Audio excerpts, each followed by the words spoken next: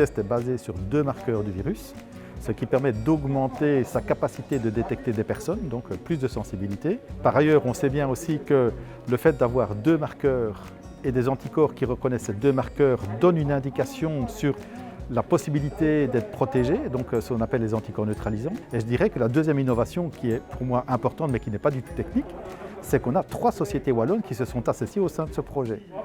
Et pour mettre sur le marché et pour proposer à la population des tests qui sont extrêmement efficaces et qui peuvent être produits en grande quantité et en très grande qualité.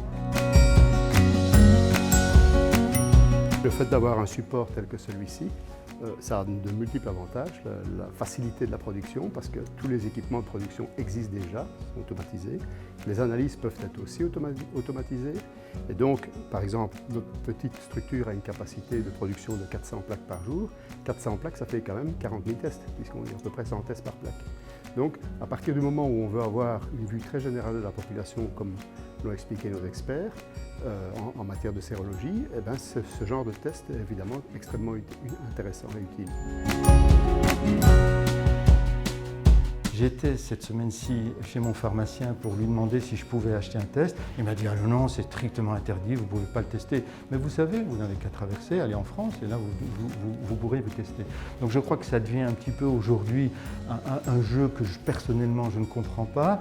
Et pour mes connaissances, pour moi-même, pour mes amis, je crois qu'il est temps de libérer l'utilisation des tests sérologiques. Effectivement, nous avons voulu répondre à la fois rapidement, mais aussi significativement aux besoins en termes de soutien, de financement, d'investissement, d'assouplissement des règles.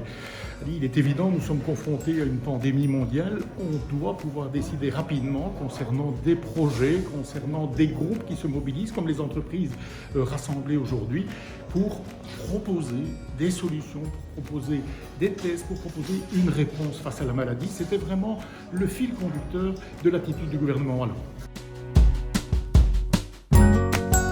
C'est un test qui peut être mis à la disposition de tout le monde, qui devrait être mis à la disposition de tout le monde, parce que ce dont nous avons besoin dans notre pays aujourd'hui, c'est d'avoir l'information la plus grande possible sur le plus grand nombre possible de personnes pour savoir où on en est, qui sont les positifs, qui sont les négatifs, corréler ça avec la PCR et donc arriver à avoir une bien meilleure information sur où nous en sommes.